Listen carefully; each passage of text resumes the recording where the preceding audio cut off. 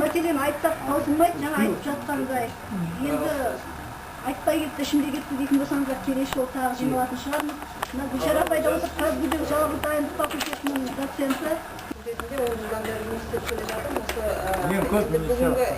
Бүгінгі тақырыбымыздың өзі Қазақстан, шетелдік қазақстандықтардың Қазақстанда білім алуымен орнығуы да. Ол жерде ең бірінші қазақ жастары дегенде олар бірінші оқуға университетке қарай келеді, оны білесіздер. Сол бірінші мәселе, мынау Әли мырзаның жаңағы айтқаны, ешкім күтіп алмайды, ешкім қайда оқып жатқанына деген сөзге мен қарсымын. Мәселе мен өз басым өткен жылы Франциядан келген Мадина Уайфал деген қызды күтіп алдым. Толған Түркез келді, Франциядан оны күтіп алдым. Мына жанымда отырған Сауд Арабиядан келген 3 жігітті өзім барып күтіп алдым. Бізге келген балалардың бәріміз күтіп аламыз.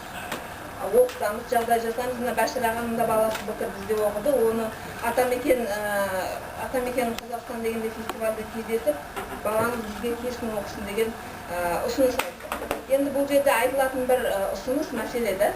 Осы 10 жылдан бері біз 2001 жылдан бері оқуға қабылдап жатырмыз, оқып жатыр балалар. Бірақ соның 95%-ы Қытайдан. Мынау Европадан келетін жастар бізде, міне Швециядан 2005 жылы Нілай деген қыз келді, Германиядан Жіберхан Айжан Қойшығет деген қыз келді, Франциядан бір жігіт бір қыз келді.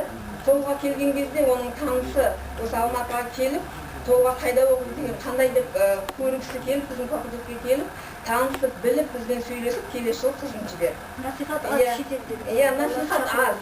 Сондықтан мен ол мәселені бұрында былтырдан бері жаңағы айтып жүргем.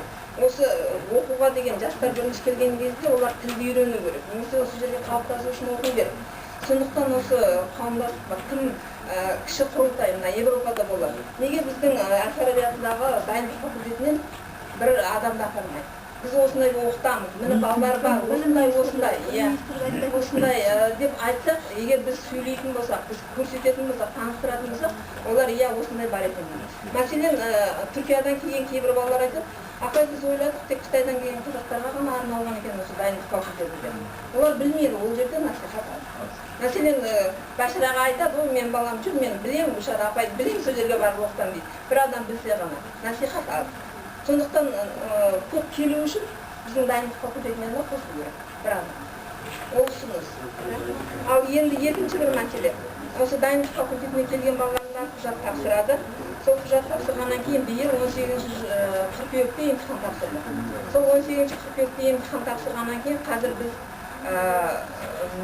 білім министрлігінен бұйрықты 6 қазан күні алдық. Сол уақыттың аралығында біреудің тіркеуі бітеді, біреуі басқа да тіркеу мәселесіне. Сонда олар келіп сұрайды бізден, апай қалай ұзартамыз тіркеуді? Сол мәселе. Біз ол балаларға бере алмаймыз. Біз оқуға түсті немесе министрліктің бұйрығымен ғана біз оқиды деген анықтама бере аламыз. Сол уақыттағы жаңа тіркеу мәселесі шешілді. Сол екі ұсыныс.